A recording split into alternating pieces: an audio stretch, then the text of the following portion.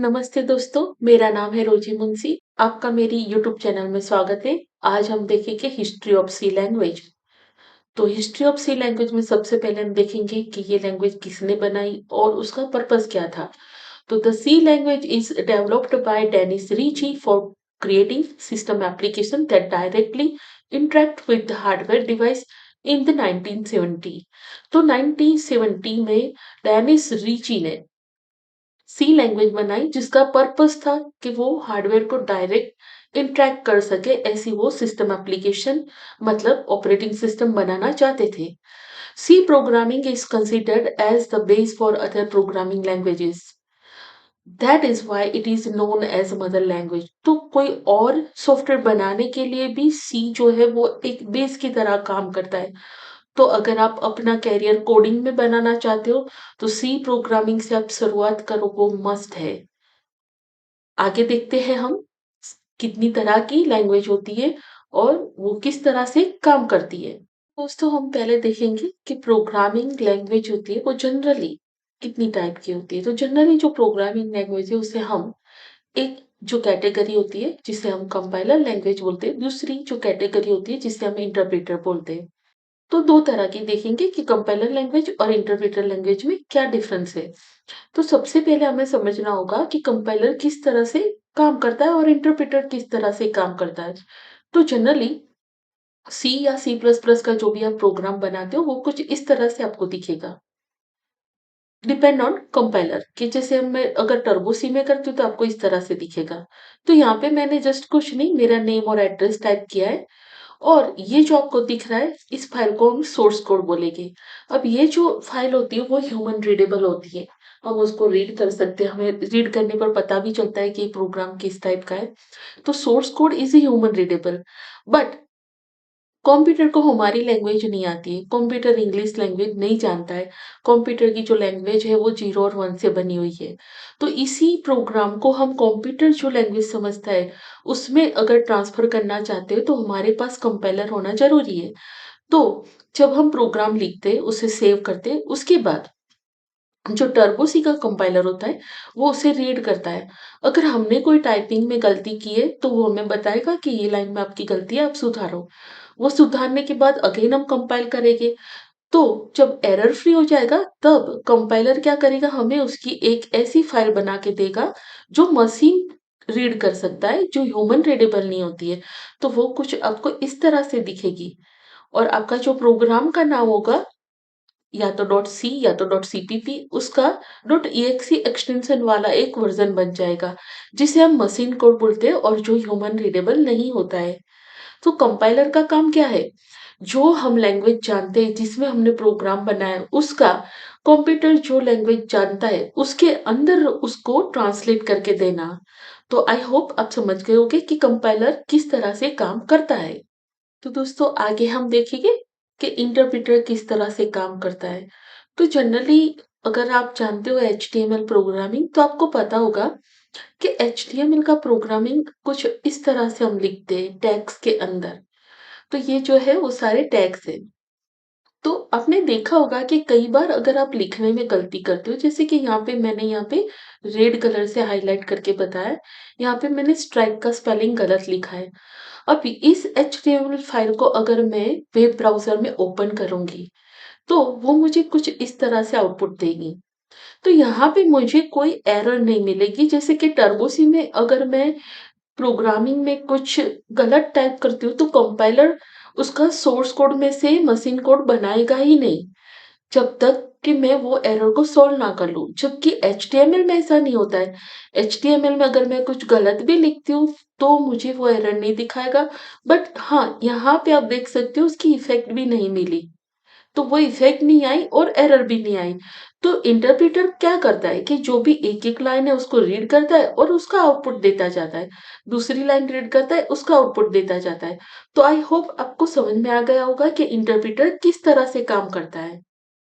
तो दोस्तों आज मैं आपको दिखाती हूँ कि सी का प्रोग्राम दिखेगा कैसा। तो जब भी आप टर्बो सी के अंदर सी का प्रोग्राम बनाते हो तो आपको कुछ इस तरह से प्रोग्राम दिखेगा। आपको ध्यान में कुछ बातें रखनी है, जैसे कि सी जो प्रोग्रामिंग लैंग्वेज है वो केस सेंसिटिव है।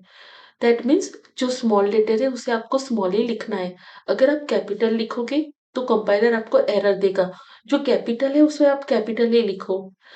जब भी हम प्रिंटफ में डबल कोट्स में कुछ लिखते हैं वहां पे वो नियम लागू नहीं होंगे, बट हाँ, जो भी आपको ग्रीन कलर से दिख रहा है, जितने भी हमारे फंक्शन होंगे वहां पे ये सारे रूल्स रहेंगे। तो नेक्स्ट हम देखते हैं कि टर्बोसी में इस तरह का प्रोग्राम कैसे लिखना है, कैसे सेव करना है, कैसे उसको कंपाइल करना है, कैसे रन करना है और कैसे उसका आउटपुट देखना है। तो नेक्स्ट हम चलते हैं टर्बोसी में। आगे हम सीखेंगे कि टर्बोसी के अंदर प्रोग्राम को हमें किस तरह से लिखना है, किस तरह से सेव करना है और किस तरह से हम उसे कंपाइल करेंगे। तो सबसे पहले हमें टर्बोसी पे यहाँ पे क्लिक करना है।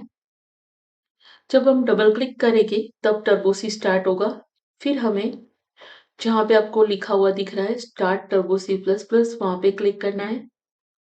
तो इस तरह से आपका जो टर्बो सी का कंपाइलर है वो चालू हो जाएगा। जब आप सबसे पहले प्रोग्राम बना रहे हो आपका एक खुद का फ़ोल्डर होना चाहिए जहाँ पे आपको सारे प्रोग्राम सेव करने हैं। तो सबसे पहले मैं बताऊँगी कि आपको फ़ोल्डर कैसे बनाना है। तो उसके लिए आपको फ़ाइल में जाना है, डॉट सेल में जाना है, वहाँ पे आपको मेक डायरेक्टरी मीन्स एमडी और आपका जो भी नाम का फ़ोल्डर बनाना है वो आप नाम दे दो। मैंने यहाँ पे मेरा नाम रोज़ी रख दिया है। फिर हम यहाँ से बाहर आ जाएँगे। तो ये हमारा एक फ़ोल्डर बन गया है। ये काम आपको सिर्फ़ एक बार करना है, फिर आपका फ़ोल्डर वहीं पे रहेगा, आप हर प्रोग्राम को वहाँ पे सेव कर सकते हो। अब हम सिंपल एक प्रोग्राम बनाएँगे जिसमें मैं मेरा नेम और एड्रेस टाइप करूँगी। तो उसके लिए हमें सबसे पहली लाइन लिखनी है include stdio.h। तो ये जो लाइन है वो मैं आपको एक्सप्लेन कर रही हूँ। इंक्लूड का मतलब है हम एक फाइल को हमारे प्रोग्राम में शामिल कर रहे हैं जिसका नाम है stdio.h। std का मतलब है स्टैंडर्ड, i का मतलब है इनपुट, o का मतलब है आउटपुट और h का मतलब है header file. Standard input output header file उसका मतलब होता है ये एक ऐसी फाइल है जो हमें इनपुट लेने में और आउटपुट को प्रिंट करने में मदद करेगी। तो ये फाइल को हम इंक्लूड कर रहे हैं क्योंकि हमें कुछ प्रिंट करना है स्क्रीन पे। अब हम लिखेंगे मेन। मेन जो होता है वो सी का शुरुआत होता है। तो सी की हर प्रोग्राम की शुरुआत में हमें मेन लिखना होता है और ओपनिंग कर्ली ब्रैकेट से हमारा जो प्रोग्रामिंग है वो स्टार्ट होगा। यहाँ से हमें एक टैब देके फिर इस तरह से जो भी प्रिंट करना है उसे हमें इस तरह से प्रिंटफ में लिखना है। प्रिंटफ एक फंक्शन है जो जो भी हम उसे देंगे डबल कोट्स के अंदर उसको स्क्रीन पे प्रिंट करेगा। मैं यहाँ पे मेरा नाम प्रिंट कर रही हूँ। सेकंड लाइन पे मैं प्रिंट करूंगी मेरा एड्रेस।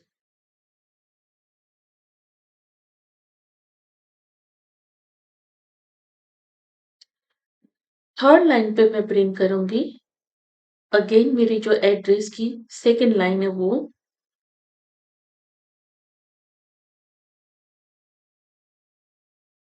उसके बाद मैं प्रिंट करूंगी मेरा सिटी का नाम। देन मैं प्रिंट करूंगी मेरा पिन कोड नंबर।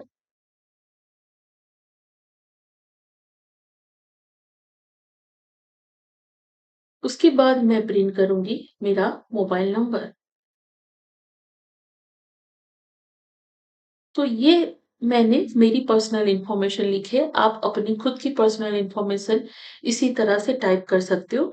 और फिर हमें यहाँ पे हमारा प्रोग्राम खत्म करना है तो आपको क्लोजिंग कर्ली ब्रैकेट रखना है। अब ये प्रोग्राम जो है उसमें मैं जानबूझकर कुछ एरर ला रही हूँ, जैसे कि सी प्रोग्राम में हर स्टेटमेंट कंप्लीट होने के बाद हमें इस तरह से सेमीकोलन लिखना होता है। वो इंडिकेट करता है कि यहाँ पे ये स्टेटमेंट खत्म हो रहा है। मैं इसका सेमीकोलन निकाल रही हूँ ताकि आपको पता चले कि कंपाइलर एरर किस तरह से दिखाएगा। फिर सी जो है वो केस सेंसिटिव लैंग्वेज है, मतलब जो स्मॉल लेटर है वो मुझे स्मॉल लिखने हैं। मैं यहाँ पे प्रिंटफ का पी कैपिटल लिख रही हूँ तो वहां पे भी वो मुझे एरर दिखाएगा। तो मैं आपको बताना चाहती हूँ कि एरर किस तरह से दिखेगी और उसे किस तरह से सॉल्व करना है। अब प्रोग्राम को सबसे पहले हम सेव करेंगे। तो मैं फाइल में जाऊंगी, सेव में जाऊंगी, जो मेरा फ़ोल्डर है वहाँ पे जाके एंटर दूँगी, तो यहाँ पे आपको दिखेगा वो नाम। अब जो नो नेम 00 लिखा है, उसके बदले में मेरे प्रोग्राम का नाम लिखूंगी। मैं यहाँ पे लिखूंगी प्रोग्राम 1। तो यहाँ पे आपको वो नाम दिखेगा। अब रन करने के लिए मुझे क्या करना है, कंट्रोल F9 प्रेस करना है। तो आपको यहाँ पे दिख रहा है टू एरर। तो जो टू एरर है वो कौन सी है, आप एंटर दे दो वहां पे, आपको यहाँ पे दिखाई देगा स्टेटमेंट मिसिंग सेमी कॉलम। तो जनरली ये आपको जो ब्लू कलर का पट्टा दिख रहा है, लाइट ब्लू कलर का, उसके ऊपर आपको दिखना है। तो ये लाइन में सेमी कॉलन मिसिंग है। अगेन मैं रन करूंगी, कंट्रोल F9। अभी और वन एरर है। वहां पे क्या आ रहा है, print app should have prototype, क्योंकि यहाँ पे पी कैपिटल है। जब भी शुड हैव प्रोटोटाइप आता है, आप दो चीजें चेक करो। एक तो आपने stdio.h को लिया है कि नहीं, इंक्लूड किया है कि नहीं, वो देख लो। सेकंड थिंग, आप उसका स्पेलिंग चेक करो कि आपने कुछ स्पेलिंग गलत लिखा है कि नहीं। तो यस, यहाँ पे हमने पी कैपिटल लिखा था, उसको मैंने स्मॉल कर दिया। अब हम रन करेंगे और यहाँ पे हम देंगे कंट्रोल F9। तो प्रोग्राम रन हो गया, बट हमें उसका आउटपुट नहीं मिला। आउटपुट देखने के लिए हमें अल्टर F5 देना होगा। तो मैं अल्टर F5 दूंगी। आपको लास्ट जो लाइन मिल रही है, वहां पे आपको दिख रहा होगा मेरा पूरा नाम, एड्रेस और सारी चीजें लिखी हुई आ रही है। बट वो सारी चीजें अभी मुझे एक ही लाइन में दिखा रहा है। मुझे उसे हर एक को अलग अलग लाइन में लिखने के लिए यहाँ पे कुछ लिखना होगा। तो उसके लिए मैं यहाँ पे बैकस्लैश एन लिखूंगी। बैकस्लैश एन का मतलब है न्यू लाइन। जहां पे भी आप बैकस्लैश एन का यूज करोगे, वहां से आउटपुट न्यू लाइन से स्टार्ट होगा। मैं हर एक चीज को न्यू लाइन से स्टार्ट करना चाहती हूँ, तो मैं हर एक के आगे बैकस्लैश एन लगाती जाऊंगी इस तरह से। तो मैंने इस तरह से हर एक के आगे न्यू लाइन लगा दिया।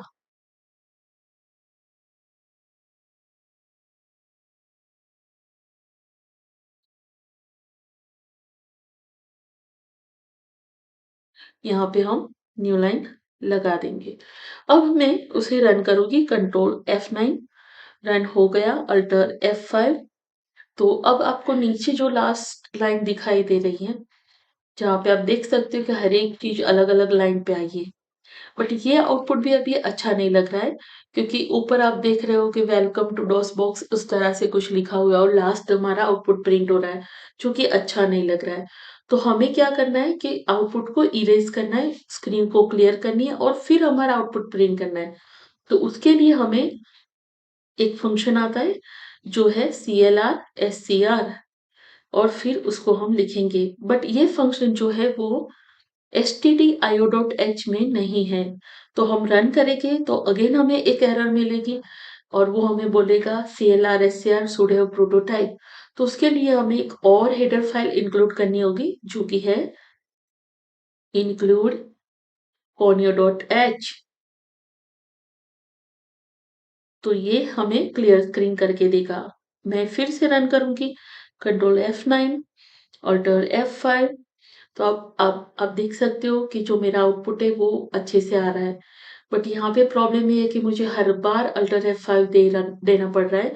तो वो अगर मुझे नहीं देना है, तो उसके लिए मैं यहाँ पे लास्ट में लिखूंगी गेट ch और फिर मैं रन करूंगी। तो अब आप देख रहे हो कि मुझे बिना अल्टर F5 दिए भी आउटपुट मिल रहा है। यहाँ पे प्रोग्राम एक कैरेक्टर गेट करने का वेट कर रहा है, जो गेट ch फंक्शन हमने लास्ट में लिखा, जो वेट करेगा जब भी हम कीबोर्ड से कोई भी की प्रेस करेंगे तो वो वापस प्रोग्राम में आ जाएगा। अब मैं आपको कुछ और भी फंक्शन बताती हूँ, जैसे कि मुझे मेरा नाम कोई और कलर में लेना है, तो उसके लिए एक फंक्शन है टेक्स्ट कलर, और उसमें जो भी मैं कलर लेना चाहती हूँ वो यहाँ पे मैं लिख सकती हूँ। और उसके बाद मुझे प्रिंटफ के बदले यूज करना है सी प्रिंटफ। अब मैं रन करूंगी तो आप देख सकते हो कि मेरा जो नाम है वो रेड कलर में आ गया। इस तरह से मैं बैकग्राउंड कलर भी जो है वो चेंज कर सकती हूँ। टेक्स्ट बैकग्राउंड, और उसमें मुझे जो भी कलर देना है वो मैं दे सकती हूँ, बट मुझे यहाँ पे कैपिटल में लिखना है कलर। और उसके कलर कुछ फिक्स होते हैं, मैं नेक्स्ट ट्यूटोरियल में बताऊंगी कि आप कौन से कलर दे सकते हो। फिर मैं यहाँ पे कंट्रोल F9 अगेन प्रेस करूँगी, तो आपको पहली जो लाइन है, जहाँ पे हमने C printf that means colour printf का यूज़ किया है, वहाँ पे कलर की इफ़ेक्ट दिखेगी, बाकी की लाइनों पे नहीं दिखेगी क्योंकि वो नॉर्मल प्रिंटफ है। तो कलर प्रिंटिंग के लिए मुझे सी प्रिंटफ का यूज़ करना है। आई होप आपको मेरा ये ट्यूटोरियल अच्छा लगा होगा और आप मेरी चैनल को ज़रूर सब्सक्राइब कीजिए, कमेंट कीजिए, लाइक कीजिए, शेयर कीजिए और आपको कोई भी दिक्कत है तो आप मुझे कमेंट में बता सकते हो, मैं ज़रूर हेल्प करूँगी। धन्यवाद।